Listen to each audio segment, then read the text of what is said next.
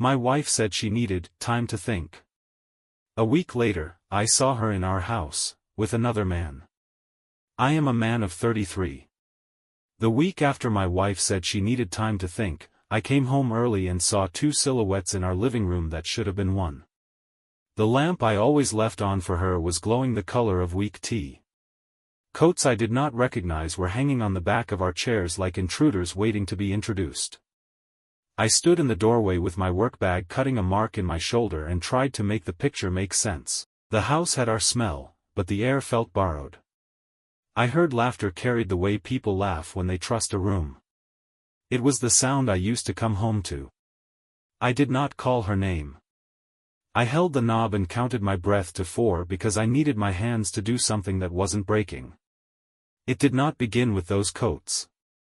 It began 2 months earlier, when she started naming exhaustion like a roommate who would not leave. Emma said work had become a tunnel that never ended. She said my routine bored her. She said weekends should feel like leaving a country, not doing laundry with better lighting. I told her I would plan something, and I did. She described the trip to the coast as sweet and then changed the subject to a brand of sunscreen she liked. I noticed how often gratitude left the room before I could seat it. I noticed how my stories about work died on the coffee table like mail no one wants to open. We had built our life like a careful ledger. I worked operations at a warehouse that moved anything the city needed to run on time. She worked in marketing for a small company that loved tone more than truth. We met in a queue for coffee where she said she liked my calm. She called it rare and said she never felt rushed when I was around. I heard a compliment. Later, I heard a forecast. Calm people become furniture in rooms that always want a show. The first real shift arrived as a suggestion. She proposed separate days, separate rooms, separate moments to breathe. She said we would be better partners if we learned to miss each other midweek. She said love needed air, not cement. I agreed because it sounded wise and because crowded plants die. Then came a new phone schedule that put me in a waiting room. Texts went from paragraphs to emojis, then from emojis to silence disguised as sleep. She said she fell asleep early because her head hurt. I believed her because headaches do not file reports. My mother noticed before I did. She asked at Sunday lunch why Emma had stopped staying long enough to steal leftovers. I described a busy season at her office and then changed the subject to football because it is easier to discuss a score than a question you cannot answer without choosing a side. My mother did not push. She said only that home should be the place a person can be slow without asking permission. In our kitchen, attention became a currency I could no longer afford. I would start a sentence and watch it bounce off a wall I could not see. Emma began keeping her phone face down like a person protecting a seedling. When I asked if she was okay, she said she felt heavy. She said she needed time to think, to remember herself. She said I had not done anything wrong. She placed the sentence in my hands like an award nobody watches. I nodded because men nod when they are trying not to cry where somebody can see them. She packed a weekend bag and said she would stay with Sophie, a friend from work, just to reset. She hugged me in that efficient way people use when they believe tenderness will confuse the message. I helped carry her bag to the door because I am polite even when my heart is loud. She texted from the train that she loved me and that I should rest. I cleaned the sink until it reflected something I could recognize. I slept badly but told nobody because I have learned how loneliness becomes heavier when you describe it to someone who cannot lift it. The week that followed felt like walking on new ice while pretending to jog. Emma called one night from a number I did not know and said Sophie's apartment had poor reception. She said she would be home soon, maybe Monday, maybe later. She said she needed a few more days. I asked whether I should pick her up from the station when she returned. She said she would grab a cab. She said to sleep. I did not. On Thursday, the warehouse lost a small contract because of a clause I had warned about in March. My manager patted my shoulder and said we cannot save people from themselves. I nodded like a man who had been practicing that sentence at home. I checked my phone in the bathroom like a teenager. Nothing. I sent a simple message, I miss you, but take the time you need. She replied with a heart that did not look like hers because it had been typed too fast. I pocketed the phone and pretended I had imagined that detail. Denial is a kind pharmacist, it gives you just enough to stand up. On Friday, I left work early because a delivery had been rescheduled by a client who thought time is a toy. I thought I would straighten the house before she returned to show that I could hold our life without direction. I walked into our street and felt a small lift in my chest. The window light was on. She had come home without telling me. The strange relief made my steps quicker. I climbed the stairs with a box of pastries I had bought because she likes small sweet things after long weeks. I unlocked the door and saw those coats. He was sitting on our couch, leaning back like someone trying on comfort to see if it fit. She was beside him, knees tucked under, wearing the sweatshirt I bought her the winter our heating died for 2 days. They were watching a show we used to joke about. Their bodies had that soft angle people share when they have been speaking without preparing each sentence for court. He stretched, and his hand brushed her shoulder in a way that left no doubt where he believed he was. She did not flinch. My hands went numb in a sheet of clean heat. Rage did not arrive the way films teach you, it came as a quiet question looking for a fact, is this my house, yes or no? I stepped forward and the floor gave me away. She turned and her face went through 3 expressions, surprise, calculation, and a calm I recognized as performance. She said that she thought I was at work. She said that she had come by to pick up more clothes. She said this was Daniel, a friend from college who had offered company while she packed. She said nothing about thinking. She said nothing about Sophie. She said the name of our house like a hotel. I looked at him and saw the kind of smile men practice when they want to appear harmless. He said hello. He called me man as if we were co-workers bumping into each other near the coffee machine. I noticed he had taken off his shoes, because the small rules we choose to obey tell the truth about what story we think we are in. He believed himself a guest. Guests return what they use. Thieves do not. I stepped past him and put the pastry box on the counter because my hands needed a job that did not require breaking them. I wanted to ask 1,000 questions in one sentence. Instead, I spoke the smallest truth I could carry without shaking. I said I was home. Emma said she understood. She said she would finish quickly. She said I did not need to help. The house smelled like her shampoo, and the smell felt borrowed. My face felt like a door I could not close. I said I needed air. I walked out because leaving is sometimes the bravest way to avoid a worse sentence. I stood on the landing and heard my own heart like a person knocking from another room. A neighbor walked by with a bag of groceries and nodded the way people do when they sense a bad day. I nodded back and tried to think what grown men do when the script breaks. I texted my mother one line that did not add shame to truth, I found Emma at home with someone, I'm okay. She replied that she was on her way. I said no. She said she would wait outside in her car. I said okay because I had run out of sentences to pretend with. When I went back in, Emma and Daniel were in the bedroom, drawers half open.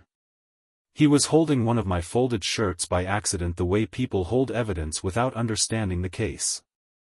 I said that I would wait in the kitchen. She said thank you like a stranger thanking someone for letting her cut in a queue. He avoided my eyes and asked if he should help carry. I said nothing because my mouth would have made a sound I could not own later.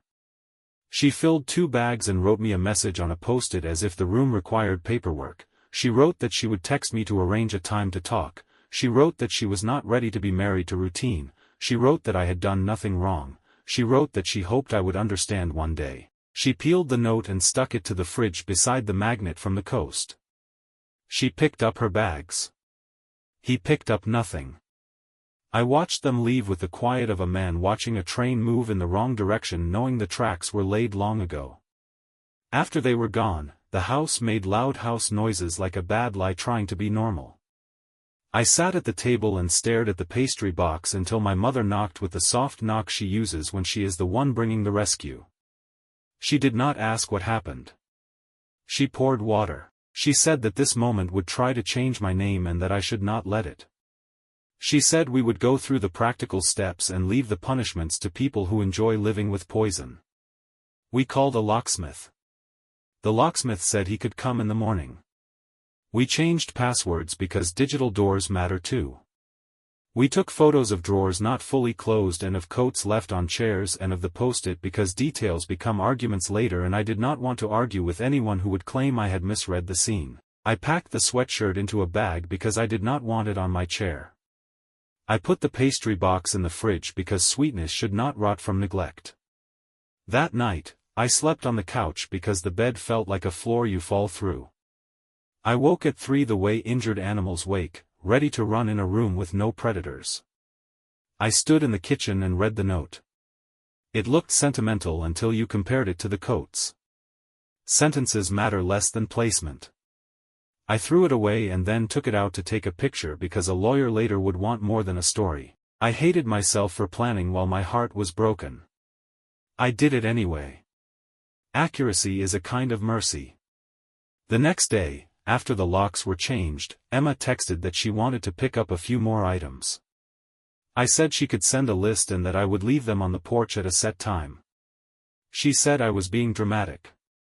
I said I was being safe. She said I didn't trust her.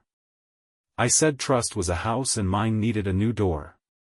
She did not reply. I sat and listened to the refrigerator hum like it had the day my father told me, years ago, that when people show you a new version of themselves, you can accept it or keep arguing with a ghost.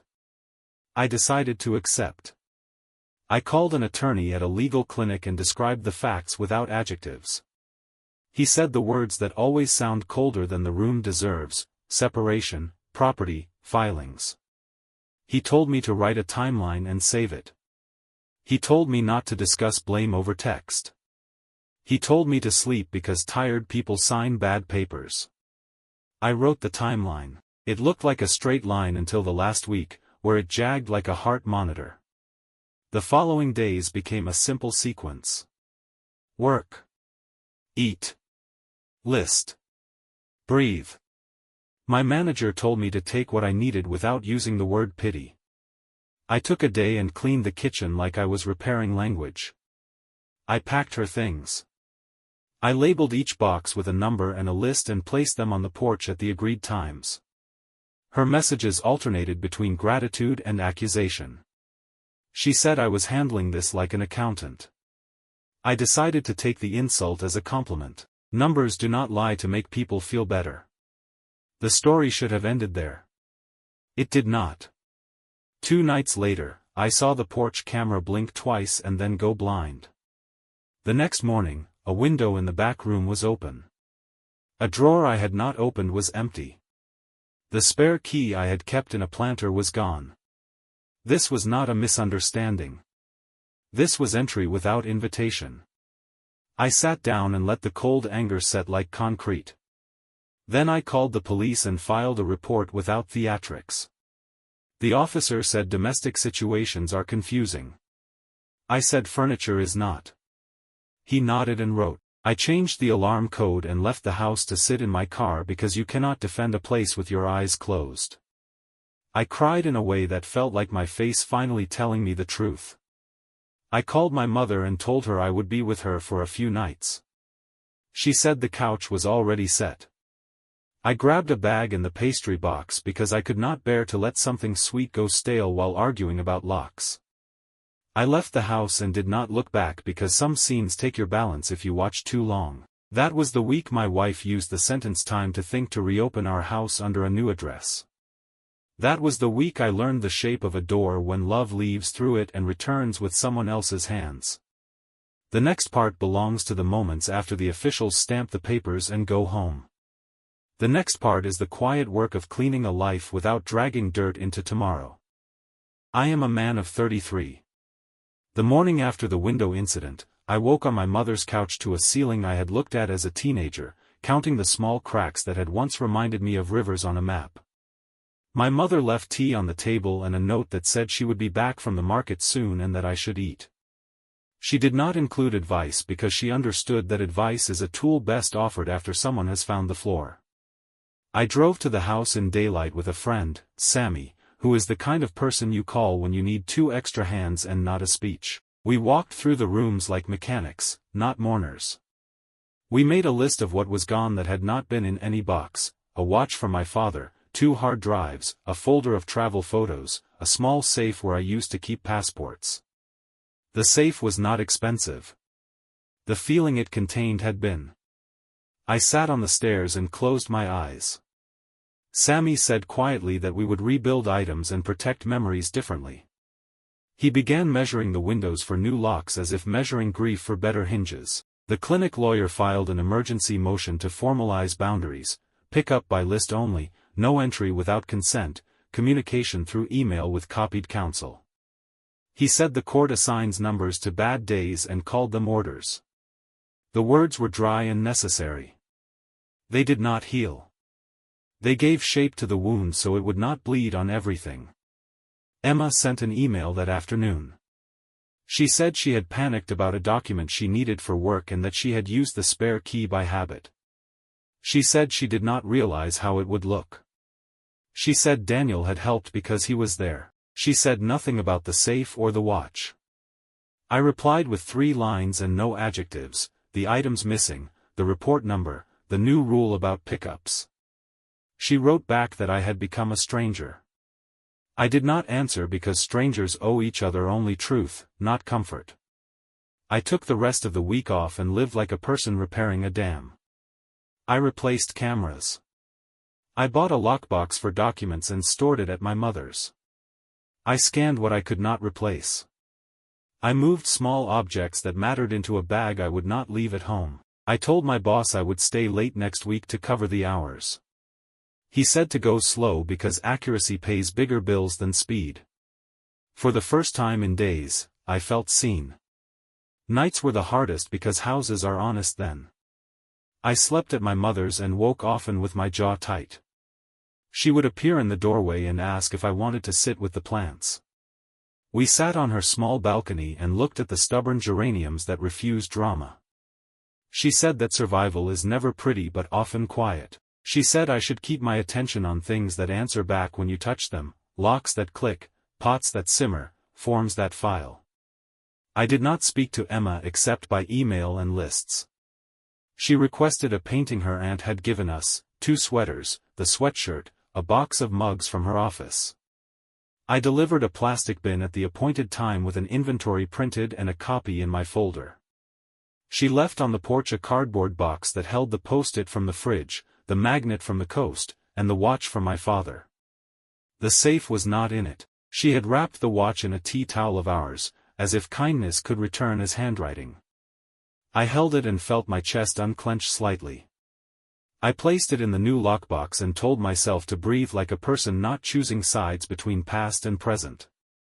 Daniel lingered in the doorway when they came for the painting. He said he wanted to apologize for the shock. He said he had not understood our situation. He said Emma had told him we had been unhappy for a long time and that the break was mutual. He said he hoped we could be civil. He said my calm made him think I must be okay. I listened the way you listen to a neighbor describing a movie he did not understand. I said the pickup was over and that future contact would be through email. He nodded and looked relieved, as if he had passed a small test he had written for himself. He left carrying the painting like a flag I did not recognize. When the court order arrived, it felt like someone had taken a photograph of the room and drawn a red line between what was allowed and what was not. The house began to breathe again. I began to spend hours there during the day to reclaim it. I cooked something simple. I opened windows. I moved the couch to a different wall because furniture carries memory like dust. I took the post-it from my pocket, read it one last time, and shredded it into a small snow that did not need a season. People ask how you heal from a betrayal you could not imagine until it lived in your house. The answer is not poetic. You build a routine sturdy enough to carry your weight. I returned to the warehouse and fixed small systems that had been failing quietly. I went for runs at dawn not to become strong, but to give my body something honest to do. I ate with my mother twice a week and let her ask one gentle question each time, no more. On Sundays, I organized receipts, not because I was preparing for a fight, but because order makes the next decision easier. Emma emailed a month later asking to talk without lawyers. She said she wanted closure. She said Daniel had moved into a new place near her work and that they were serious. She said she hoped we could be adults. I agreed to meet in a public place because public places remind people their voices carry. We sat at a cafe where the espresso machine kept interrupting and saving us from longer sentences. She said she regretted the way I found out. She said she had been lonely beside me and could not name it without feeling like a villain. She said she had wanted to be brave but had settled for being impulsive. She said she had loved me. She said she had loved the way I made rooms calm and then had hated it when she wanted noise. I listened because listening is cheaper than the anger I could not afford anymore. I told her I would not live in a story where a week of thinking turned into trespass. I told her I wished she had named her loneliness before naming Daniel. I told her I would sign the papers and keep the process clean. I told her I would not hate her because hate requires rehearsal, and I had other things to practice. We agreed on logistics. We left. I went home and sat on the floor and cried in the ordinary way grieving men cry when they are done performing strength for furniture. Divorce is administration plus ache. The papers were stamped. Accounts were divided. The court called some things mine and some things not mine. I took less than the law offered because I wanted to be done. My mother disapproved of my generosity in the gentle way mothers do when they know their child is paying a fee to leave a museum that hurt them. She said I was giving away chairs to exit sooner. I said I would sit on the floor if it meant quiet. She kissed my head like I was 12 and told me to at least buy a decent lamp. I moved back into the house only after changing the last of the locks and the alarm code again. The first night alone, I slept without dreams, which felt like progress. I put the pastry box on the counter and laughed because it had become my odd ritual, an anchor I did not have to explain to anyone. I threw the box away eventually. I kept the habit of bringing home something small and sweet for my own table. It is hard to resent sugar when it has no motive. Work noticed. My manager said my output had grown heavier in the best way. He said I had started speaking earlier in meetings and that I spoke like a person who trusted his own math. He offered me a lead role on a process overhaul that would make life easier for 50 other people. I accepted because I finally wanted something that looked forward without asking anyone's permission. The project succeeded quietly. That was the only success I recognize as real now. Sammy convinced me to join him at a Saturday volunteer clinic where we helped small shops reconcile their books. On my second weekend, I sat with a baker who had lost track of invoices and hope. I created a simple sheet that told him his next 3 weeks in 3 lines. He put his head down and breathed. He said he could sleep now. I walked home feeling like my hands had found a job that did not depend on being chosen in someone else's story. Emma sent 2 more emails. The first said she had moved in with Daniel because rent alone made no sense. The second said she was sorry again and that she hoped I met someone who loved quiet the way I do. I did not reply. Not out of meanness. Out of respect for the ending we had bought and signed. Some chapters do not need epilogues that pretend to be blessings. Months passed in a rhythm that would bore anyone who needs explosions to believe a heart is beating.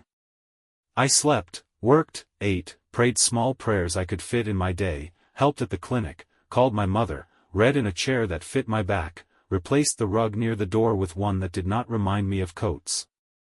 I learned to look at my house without waiting for a sound that proves I am not alone. Loneliness visited less. Peace visited more.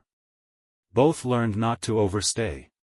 One evening I saw Emma across the street outside a restaurant. She was with a group, and Daniel stood close by like a person who believes he is safe. She saw me. She lifted a hand half an inch, the way people do when they want to acknowledge history without inviting it to sit down. I nodded. The light changed. We crossed in opposite directions. I went home and watered the plant my mother had insisted I keep. It was still alive because I had remembered it even on the worst days. People sometimes ask what I would say to the man who stood in my living room and laughed on my couch with the woman who had promised to share my keys. I would say nothing to him. I would say something to the man I was. When a person asks for time to think, listen to the way the sentence moves. If it walks out of the house and returns with another pair of shoes, do not argue with the footprints. Lock the door. Keep your name. Leave a box of pastries in the fridge if it helps you feel human while you take inventory. I do not believe betrayal is a story about winners and losers. It is a story about rooms and keys. Emma chose a new room and used an old key. I chose to change the locks and build a house where my future does not need apologies to stay. I am not proud of every step. I am proud that I did not turn into a man who spits poison. I kept my sentences short enough to carry. Now my mornings are my own. I wake before the sun and boil water in a kettle that answers to me. I check the windows. I lace my shoes. I run a small loop while the city yawns. I come home to a house that belongs to my effort and nobody else's argument. I make coffee and write one line in a notebook I bought on the day we filed, accuracy over anger. Then I go to work and keep trucks and promises on speaking terms, and I return to a room where laughter does not hide knives. Sometimes I think about the lamp on that first night, how it turned the room into something almost kind while my life was being recaptioned without me. I leave that lamp on now for myself when I know I will come home late. It greets me without a stage. It is a small, steady light on a table I kept. It is enough. And when I turn the key, the door opens to the name I did not give away, the one that wears no borrowed coats. I step inside and breathe. The house exhales back. The hum of the refrigerator sounds like a promise kept. I sit, eat something sweet, and let the quiet hold its ground. That is the whole ending. It is not loud. It is a life. Follow me for more stories.